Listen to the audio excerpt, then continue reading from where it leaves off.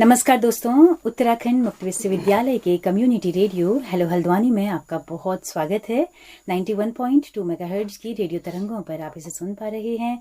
आज हमारे उत्तराखंड का राज्य स्थापना दिवस है, तो आप सभी श्रोताओं को बहुत बहुत हार्दिक शुभकामनाएं। बहुत संघर्षों के बाद हमने इस राज्य को हासिल किया है, तो उस संघर्षों की परंपरा को हम उम्मीद करते हैं कि आप लोग बनाए रखेंगे। तो दोस्तों मित्रों, दीपावली बहुत नज़दीक है, बल्कि आ ही गई है। एक पूरा बाजार में माहौल है दीपावली का। कोविड के बाद लगभग पहली बार शायद इतनी उम्मीद और उल्लास के साथ हम लोग दीपावली मना रहे हैं।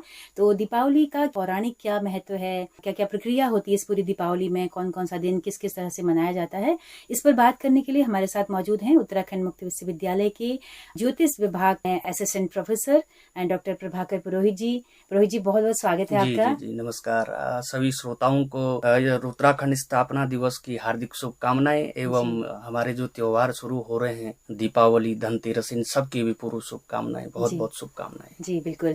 और हमारे साथ मौजूद हैं ज्योतिष विभाग से ही डॉक्टर विजय प्रसाद रतूड़ी जी। रतूड़ी जी, आपका भी बहुत स्वागत है। धन्यवाद, नमस्कार। जी। और हमारे साथ मौजूद हैं स्टूडियो में आचार्य राहुल पंत, जो कि संस्कृत में असिस्टेंट प्रोफेसर हैं। राहुल जी, आपका भी बहुत बहुत स्वागत है। जी धन्यवाद, नमस्कार। जी, तो सर, दीपावली जब आती है तो अलग अलग तरह से लोग उसको देखते हैं। धनतेरस कल है तो खरीदारी की होड़ मची हुई है ना।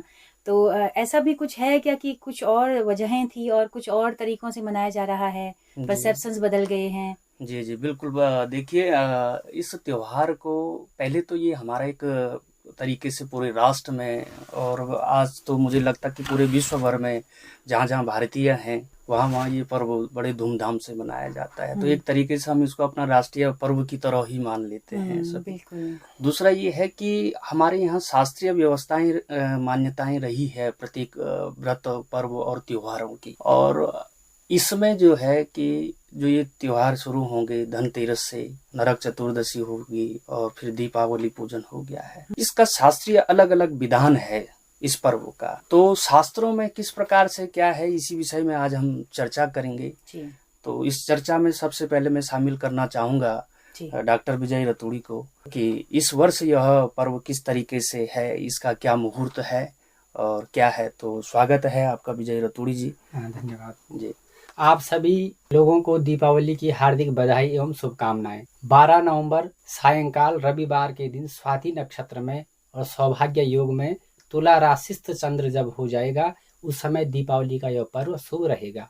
हम सभी दीपावली का पर्व 12 नवंबर को सायंकाल मनाएंगे। कार्तिकेय तो मैं आपसे एक चीज पूछना चाहूंगा यहाँ, क्या यह पर्व सिर्फ रात्रि को ही मनाया जाता है कि पूर्व में भी? हम जैसा भी चर्चा कर रहे थे कि हमारा ये धनत्रयोदशी से जो है यह पर्व शुरू होगा, तो थोड़ा इस तरीके से आप श्रोताओं को बताइए कि धनतेरस से जैसे क्या विधान है और चतुर्दशी से लेकर के और दीपावली तक का, तब ये कॉन्सेप्ट और अच्छे से हमारे श्रोता समझ सकें। जरूर। हाँ, मुख्यतः शास्त्रों में ये बताया गया है कि दीपावली 5 दिनों तक मनाई जाती है।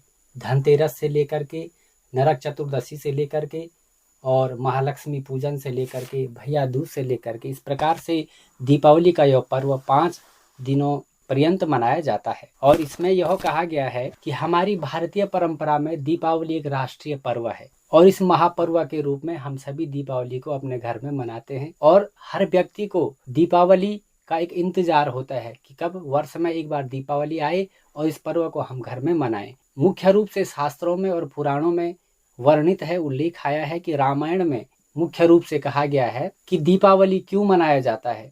जब भगवान श्री राम 14 वर्षों के वनवास से जब अयोध्या में लौट रहे थे, तो उस समय अयोध्या में सभी लोगों के मन में एक खुशी का माहौल था और भगवान का सेवा सत्कार के लिए इस प्रकार से दीप का प्रज्वलन किया गया और दीपावली पर्व को मनाया गया भगवान रामचंद्र जी के अयोध्या में पधारने पर। इसमें एक ये भी रहा कॉन्सेप्ट कि अच्छाई और बुराई की जो परस्पर प्रतिस्पर्धा रही। भगवान रामचंद्र जी ने जो राक्षसों का वध किया और विजयी होकर के अयोध्या में जब लौटे, तो एक प्रकार से बुराई पे अच्छाई की जीत का उत्साह मनाने के लिए भी यह पर्व शास्त्रों में ऐसी मान्यता है। यही है ना? ऐसा यही इसका तात्पर्य है। और महाभारत में भी एक दृष्टांत हमें प्राप्त होता है कि जब पांडव 13 वर्षों के वनवास काट करके अपने नगरी में आते हैं, तो संपूर्ण नगरी वासी जो है कि उनके स्वागत और सत्कार के लिए दीप पूजन करते हैं और दीपावली का यह महोत्सव मनाते हैं। यह भी एक दृष्टांत हमें प्राप्त होता है। और इसमें यह भी कहा गया कि शास्त्रों में दीपावली 2 दिन मनाया जाता है, एक छोटी दीपावली के नाम से और एक बड़ी दीपावली के नाम से। तो छोटी दीपावली उस दिन चतुर्दशी, अनंत चतुर्दशी तिथि होती है और उस दिन छोटी दीपावली मनाई जाती है। हमारे शास्त्रों में कहा गया है कि नरकासुर नाम का एक दैत्य था, तो उस दैत्य ने जब संपूर्ण पृथ्वी पर हाहाकार मचाया, ऋषि मुनियों की जप स्थली, तप स्थली जहाँ भी गए उन्होंने बहुत ही अत्याचार किए। तो हमारे ऋषि मुनि साक्षात भगवान श्री कृष्ण के पास गए, तो उन्होंने उनकी बात को सुना और सुनने के बाद नरकासुर का वध कर दिया भगवान श्री कृष्ण ने। और उसी दिन से जो है कि नरकासुर पे भगवान कृष्ण ने विजय प्राप्त की और उसी दिन से जो है कि नरक चतुर्दशी के नाम से यह दीपावली पर्व मनाया जाता है। और यह 2 दिन मनाया जाता है, एक अमावस के दिन और एक नरक चतुर्दशी के दिन। अच्छा, इसमें ये भी तात्पर्य है कि यह पर्व कब से मनाया जाता है? तो शास्त्रों में आता है कि ये मुख्यतः त्रेता युग से यह पर्व मनाने का प्रचलन है। दूसरा, इसका हम वर्तमान में देखते हैं या इसका वैज्ञानिक भी अगर हम देखें इसका, तो अभी जो वर्षा ऋतु में और उसके बाद ये अनेक प्रकार की जो व्याधियां और कीट पतंगे हो जाते हैं, जिससे जो जीवाणु विषाणु से युक्त व्याधियां होती हैं, तो दीपावली में दीपों के प्रकाश से व उसकी गर्माहट से इनका भी जो है कि ये जीवाणु विषाणु सब नष्ट होते हैं। तो आरोग्यता की प्राप्ति भी इसमें माना गया। इसलिए जो कॉन्सेप्ट धनतेरस को जो भगवान धन्वंतरी का पूजन का विधान है, तो इसी पे चर्चा को आगे बढ़ाते हुए संस्कृत विभाग के से हमारे साथ बैठे हमारे साथी राहुल जी, क्या है ये शास्त्रों में, क्या धनतेरस का, धनत्रयोदशी का भगवान धन्वंतरी का क्या पूजन विधान है और कैसी इसकी मान्यता है? धन्यवाद सर। सर्वप्रथम सभी जो हमें सुन रहे हैं श्रोतागण, पूर्व दीपावली की हार्दिक शुभकामनाएं। जैसा कि श्रीमद् भागवत महापुराण में समुद्र मंथन का प्रसंग आता है, तो समुद्र मंथन जब असुर और देवताओं के माध्यम से होता है और असुर और देवता जब समुद्र मंथन करने में सफल नहीं होते, तो भगवान का अजित अवतार होता है और समुद्र तट पर बैठ करके भगवान स्वयं समुद्र का मंथन करते हैं, भगवान अजित। तो उससे औषधि इत्यादियों का भी प्राकट्य होता है और भगवान धन्वंतरी अमृत कलश लेकर के प्रकट होते हैं। तो धनतेरस के दिन विधान तो यही है कि भगवान धन्वंतरी का पूजन हो, कि हमारे जीवन में हम आरोग्य रहें, स्वस्थ रहें। और औषधियों का पूजन होता है कि हम अगर किसी रोगग्रस्त होकर के किसी औषधि का सेवन करें तो वह सही फल दे। तो औषधि का पूजन, भगवान धन्वंतरी का पूजन उस दिन किया जाता है। पर देखा देखी में, बाजारवाद के चक्कर में हम सब यही सोचते हैं कि धनतेरस के दिन खरीदारी करना, जैसे बर्तन खरीदना या कुछ घर के लिए सामान खरीदना, यही सोचते हैं। और इसका विधान यही है कि धनतेरस के दिन धन्वंतरी भगवान का पूजन हो, औषधियों का पूजन हो और इस प्रकार से हम धनतेरस को मनाएं। तो इसमें यही ज्यादातर है कि ऐश्वर्य प्राप्ति के लिए हमारी सनातनी परंपरा में 3 रात्रियों को बहुत महत्व दिया गया है। काल रात्रि, महारात्रि, मोह रात्रि, दारुणम। काल रात्रि जो नवरात्रोत्सव में, शरद नवरात्र में या अन्यत्र जो भी 5 नवरात्र होते हैं, उनमें जो सप्तमी की और अष्टमी की रात्रि को काल रात्रि बोला गया है। और महारात्रि जो शिव महारात्रि आती है उसको बोला गया है। और मोह रात्रि दीपमाला पूजन, जो दीपावली पूजन को, उसको मोह। तो ये ऐश्वर्य और भोग की प्राप्ति, ऐश्वर्यता की कैसी प्राप्ति हो हमको, ये जो 5 दिन का अभी चर्चा हुई कि 5 दिन का त्योहार है, इसमें हम आरोग्य कैसे रहें और ऐश्वर्यता कैसे प्राप्त हो। तो ये पर्व जो है धन त्रयोदशी से धन्वंतरी पूजन से लेकर के और गोवर्धन पूजन तक, ये 5 दिन का जो पूजन है, इसमें भोग मोक्ष ऐश्वर्यता की प्राप्ति के लिए हमारी सनातनी परंपरा में, शास्त्रों में, पुराणों में इसका विशद वर्णन है कि हम जो है अगर बहुत विपदाओं में हैं, कहने का मतलब है कि रोग से ग्रसित हैं, नाना प्रकार की पीड़ाओं से ग्रसित हैं, तो कैसे ऐश्वर्यता आए और निरोगता आए, उसका ये प्रोसेस शास्त्रों में बताया गया है। इसके साथ साथ ही कई प्रकार के ग्रहोपचार हैं, कई ग्रहों के पीड़ा से पीड़ित हैं, घर में कई वास्तु के दोषों से पीड़ित हैं, तो इन सब का समन के लिए भी ये बहुत अच्छा अवसर है।